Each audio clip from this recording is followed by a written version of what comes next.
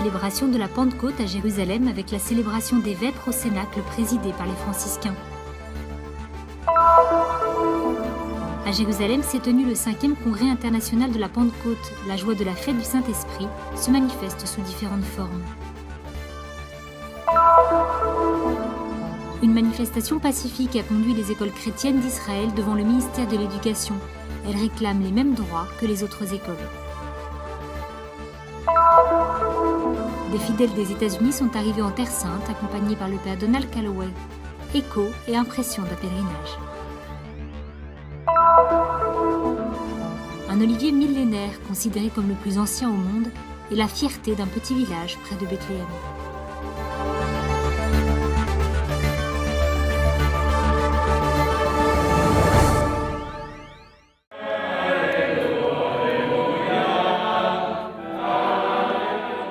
Le jour de la Pentecôte, ils étaient tous ensemble réunis dans un même lieu, rapporte le chapitre 2 des Actes des Apôtres. Aujourd'hui comme hier, les chrétiens de Jérusalem se sont réunis au Saint-Cénacle sur le mont Sion pour faire mémoire du mystère de la descente de l'Esprit Saint sur Marie et les apôtres. Célébrer la Pentecôte signifie célébrer la naissance de l'Église. Cela veut dire célébrer le don de l'Esprit Saint qui nous fait comprendre le chemin parcouru par toute l'histoire du salut et qui trouve son accomplissement dans le mystère du Christ. Les frères franciscains de la custodie de Terre Sainte se sont rendus en procession sur le mont Sion pour célébrer les secondes vêpres de la solennité, a présidé le vicaire custodial, le père Dobromir Jastal. Pendant la célébration, il a encensé à 2 reprises l'endroit où, selon la tradition, l'Esprit Saint est descendu.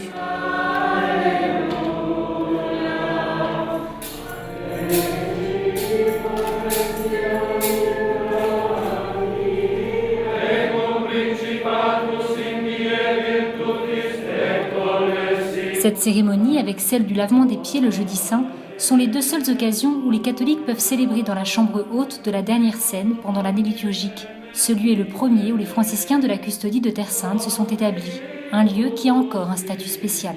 The Franciscans acquired the property in the year 1333. Les franciscains en ont obtenu la propriété en 1333 et ont été expulsés en 1551 par les autorités ottomanes. Dès lors, nous avons essayé de reprendre notre bien. Il s'agit pour nous de l'un des lieux saints les plus importants du pays et nous voulons le récupérer. Les franciscains sont la seule communauté chrétienne autorisée à venir ici pour prier officiellement 2 fois par an. Le lieu a été pris par Israël en 1948. Puis c'est après 1967 notamment qu'il a été ouvert au public. The situation has changed, and then after 67, it basically was open to the general public. Ils furent tous remplis de l'Esprit Saint et commencèrent à parler en d'autres langues. Aujourd'hui, comme à la Pentecôte, les fidèles arrivés au Cénacle et venus du monde entier parlent de nombreuses langues. Ainsi, chacun, lors de la prière du Notre Père, s'est exprimé dans sa propre langue.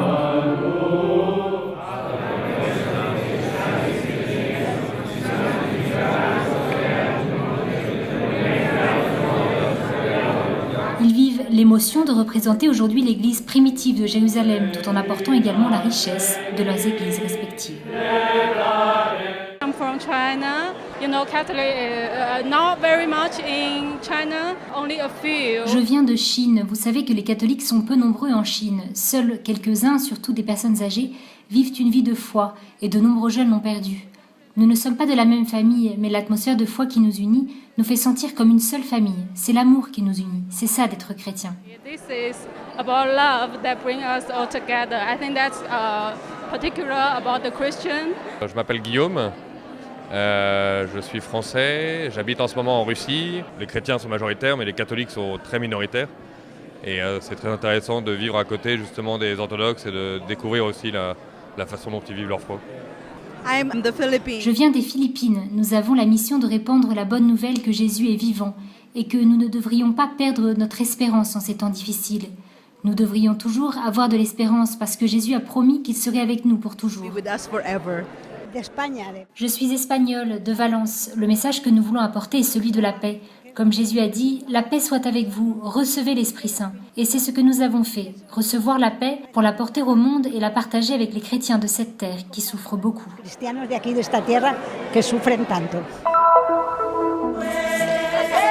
Un Un festival de couleurs, de danse et de méditation pour célébrer la Pentecôte. Nombreuses sont les manières d'exprimer la joie de la descente de l'Esprit Saint. A eu lieu à Jérusalem le 5e congrès international de la Pentecôte, qui a vu la participation de 450 Brésiliens, auxquels se sont unis un groupe d'Angola et du Portugal. 3 jours de travail accompagnés par la communauté Canção Nova et la communauté Obra de Maria.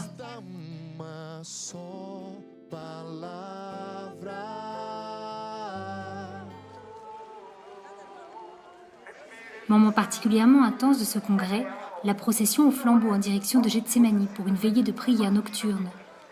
La Bible recourt à des images évocatrices pour définir le Saint-Esprit, un vent, un souffle. Une image très connue est celle de la colombe, présente dans de nombreuses représentations. Ce qui compte le plus néanmoins, c'est la certitude que l'Esprit Saint continue à agir dans l'Église et dans le monde.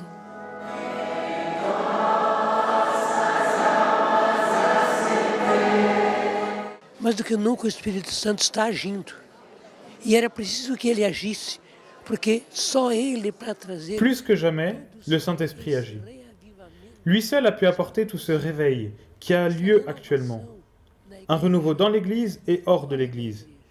Car c'est un renouvellement qui se produit non seulement dans l'Église, mais aussi dans le monde séculier, amenant les gens à se convertir et à créer des groupes pour faire le bien. Et où les gens aiment à faire le bien. Tout cela est l'action de l'Esprit Saint dans notre temps, encore aujourd'hui. Onde as pessoas amam fazer o bem e amam ser bons. Isto é a ação do Espírito Santo nos tempos de hoje. C'est toujours une joie d'être ici à Jérusalem. C'est là que nous sommes tous nés. Nous sommes le fruit de la Pentecôte. Et pour moi, la collaboration entre Canção Nova et Obra de Maria est toujours une joie. C'est un événement qui se passe bien parce que les gens viennent chaque année et que chaque année le Saint-Esprit nous surprend à travers cet événement. Je suis donc très heureux. Pendant ces 3 jours à l'auditorium de l'Institut Notre-Dame de Jérusalem, le thème de l'Esprit Saint a été présenté sous différents angles au cours de diverses conférences et témoignages. Parmi les intervenants, le père Jonas Habib, Prado Flores, Betty Mansfield, Katia Rodi, le père Reginaldo Manzotti et le père Fabio de Mello. O mundo tem sede de Deus. E as pessoas, isso que me incomoda. Le monde a besoin de Dieu. C'est ce qui me préoccupe. Les gens ont faim et soif appellent à l'aide. Le pape François était très heureux quand il nous a demandé de partir annoncer la bonne nouvelle.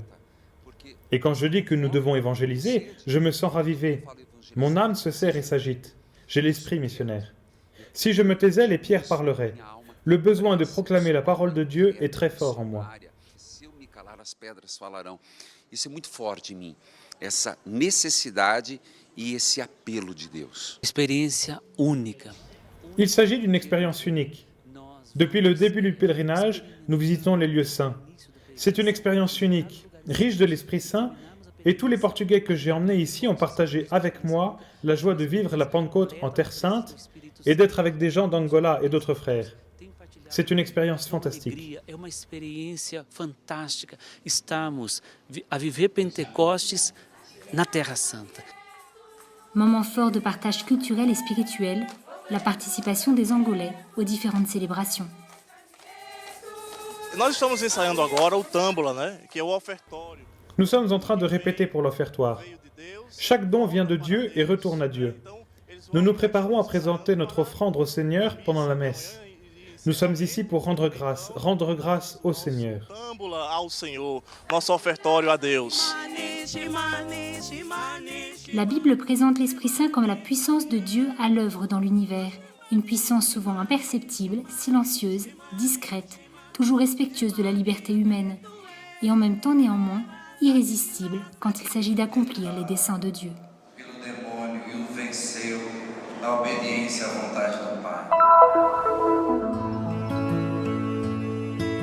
Plus de 600 parents, enseignants et élèves des écoles chrétiennes d'Israël ont manifesté mercredi 27 mai devant le siège du ministère de l'Éducation à Jérusalem. Une manifestation pacifique pour réclamer l'égalité des subventions avec les autres écoles dans le pays, à laquelle ont participé également les évêques des divers rites catholiques et des représentants d'autres églises chrétiennes.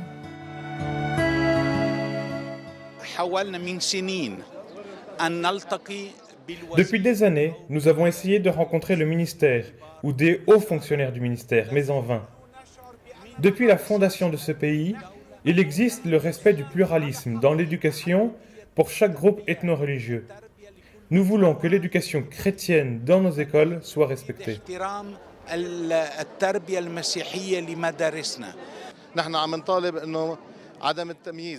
Nous voulons que les écoles privées chrétiennes soient traitées comme les écoles privées israéliennes. Puisque tous les élèves de nos écoles sont des citoyens d'un même pays, il n'y a aucune raison d'être à cette discrimination.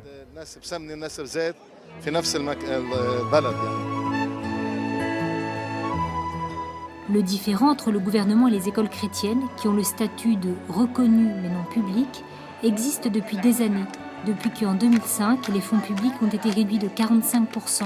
Cela a conduit à une augmentation des frais pour les familles. La situation s'est aggravée lorsque l'année dernière, de nouvelles réglementations du ministère ont imposé une limite à la contribution des familles. Un comité nommé par les écoles chrétiennes a tenté de négocier avec le gouvernement pendant 8 mois, mais le dialogue est resté stérile, si bien que les écoles chrétiennes ont choisi de descendre dans la rue.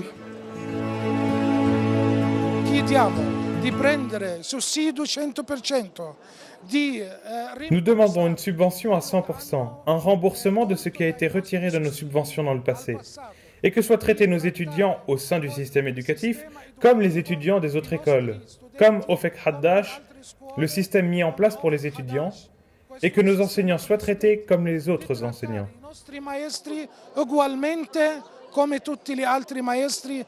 Nous sommes ici parce que nous croyons en Dieu et que nous croyons en la démocratie et nous espérons, grâce à la démocratie, réussir à faire valoir nos droits. Mes enfants étudient à l'école Terra Santa depuis de nombreuses années. Mon fils est en 7e et sa sœur en seconde. Toute réduction budgétaire a des conséquences sur les parents qui se trouvent obligés de payer l'école plus cher. Et c'est un coût si grand que de nombreuses familles se retrouvent incapables d'offrir à leurs enfants la possibilité de recevoir un enseignement de qualité. Je suis aussi une ancienne élève d'une école chrétienne. Nous avons porté cette affaire à l'attention de la Knesset.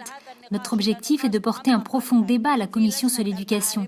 Il y aura également des réunions avec le ministère de l'Éducation pour faire pression, pour mettre fin aux nouvelles procédures et fournir un budget plus équitable et plus juste, comme les écoles le méritent. Avec leurs plus de 30 000 étudiants, de la maternelle à l'école secondaire, les écoles chrétiennes sont responsables de l'éducation d'une grande partie de la minorité arabe en Israël, chrétiens et non chrétiens. La plupart d'entre elles existaient avant la naissance de l'État d'Israël, grâce à des dons du monde entier, et offrent dans le classement qualificatif publié par le ministère un des niveaux les plus forts du pays. Je m'entends bien avec les enseignants et le directeur, et j'aime mon école. Je suis venue ici aujourd'hui pour faire valoir mes droits et ceux de mon école, de recevoir un soutien. Je vous demande de l'aide parce que nous en avons besoin. Notre école de Haïfa a été fondée en 1858, il y a environ 160 ans. Ces écoles ont permis à des milliers d'étudiants d'obtenir leur diplôme et d'atteindre ainsi des postes élevés dans la société. Les parents ont besoin de ces écoles. Nous avons tous besoin de ces écoles parce qu'elles sont le symbole de notre existence dans ce pays. Je suis musulman et mes enfants étudient dans une école chrétienne. Nous voulons faire valoir nos droits par tous les moyens légalement possibles parce que nous croyons que nuire aux droits de nos enfants, c'est endommager la pierre angulaire de la société arabe.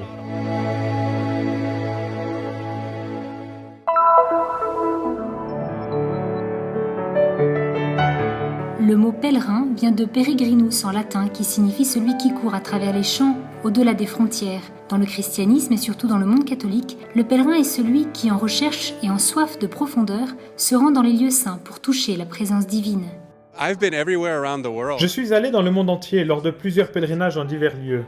Mais c'est la première fois que je suis en Terre Sainte. Les gens m'ont dit que aller en Terre Sainte, c'est comme lire le 5e évangile. Vous savez, il y a Marc, Matthieu, Luc et Jean, et là c'est comme si l'on marchait à l'intérieur de la Bible. C'est vrai, c'est tellement vrai. Les choses que j'ai vues, les endroits que j'ai visités, les tableaux, les écrits, tout m'est familier, mais d'une manière complètement nouvelle. C'est vraiment une expérience incroyable. Telle est l'expérience d'un groupe de pèlerins américains venus parcourir la Terre Sainte sur les pas de Jésus en ce mois de mai, chacun avec ses propres motivations et chacun avec quelque chose de fort dans le cœur. Je voulais avoir une intimité avec le Seigneur et marcher là où il a marché. Étant catholique, la Terre Sainte est très précieuse pour moi. C'est la deuxième fois que je viens ici et je suis venue déjà il y a 4 ans avec les franciscains. Un mois, celui de mai, qui a une grâce particulière pour attirer les pèlerins, surtout à travers la figure de Marie, mère de Jésus et de chacun d'entre nous. Je me suis converti grâce à la Vierge Marie et je suis venu à aimer Jésus et l'Église à travers Marie.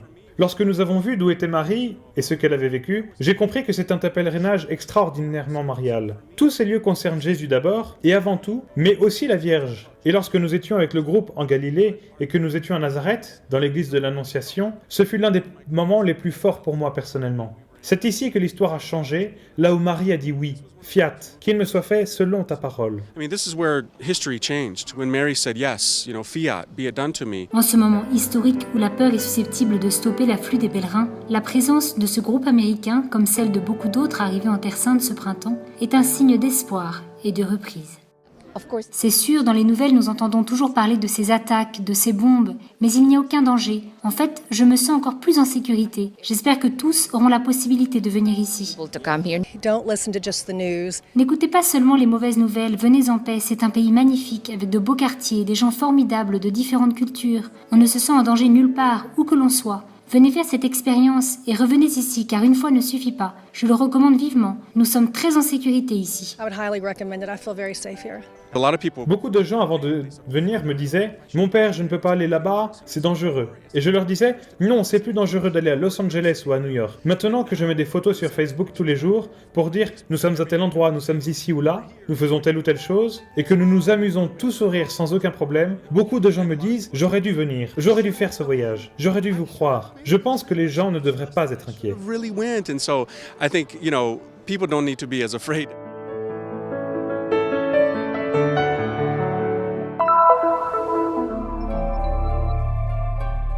Ces dernières décennies, Walagé, petit village de Cisjordanie situé au sud de Jérusalem, sur la route menant à Bethléem, connaît de nombreux changements dus à l'instabilité géopolitique de la région.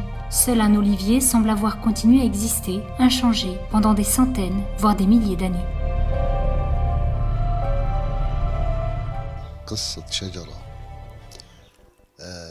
L'histoire de cet olivier est enracinée depuis les temps les plus anciens. C'est une longue et vieille histoire, vieille de quelques milliers d'années et qui a donné à cet arbre quelque chose de sacré. Nous savons que dans les contes populaires, certains éléments prenant une valeur particulière se sont transformés en légendes. Eh bien, cet olivier est considéré comme un témoin très important du village et nous voulons le préserver et le protéger ainsi que ceux qui l'entourent. Nous avons formé un comité et nous envisageons un projet pour mettre en valeur son histoire avec celle du village. En collaboration avec les Nations Unies, nous avons présenté notre projet au ministère du Tourisme palestinien dans l'espoir d'obtenir le soutien nécessaire, aussi bien d'un point de vue moral que matériel, pour être en mesure de le mettre en œuvre.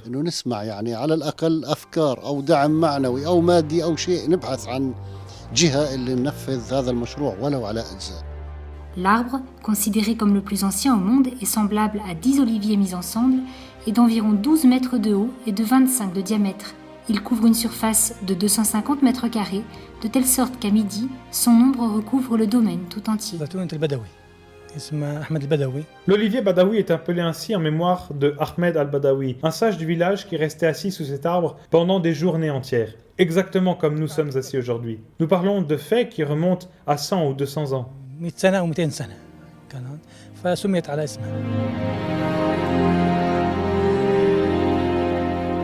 العمر الله بيعلم قدروا عدة خبراء اختلفوا. Pour ce qui regarde l'âge de l'arbre, certains savants se disputent, tandis que selon le ministère de l'Agriculture palestinien, il a entre 3500 et 4000 ans. Avant la guerre de 48, les gens venaient ici, organisaient des banquets et préparaient des repas sous son ombre, pour les distribuer aux pauvres ou aux personnes déplacées vivant dans cette région. Son huile est parmi les meilleures au monde et ses olives sont différentes de celles de tous les autres arbres de la région.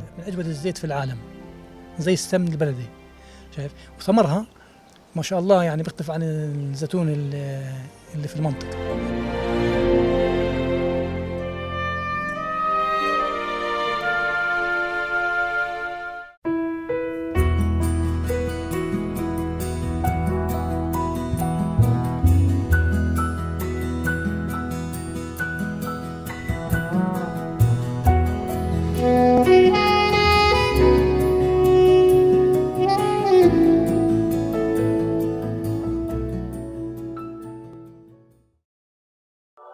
Nous sommes ici pour faire connaître la Terre Sainte, pour donner une voix et une visibilité à l'Église mère de Jérusalem, aux chrétiens locaux et aux lieux saints.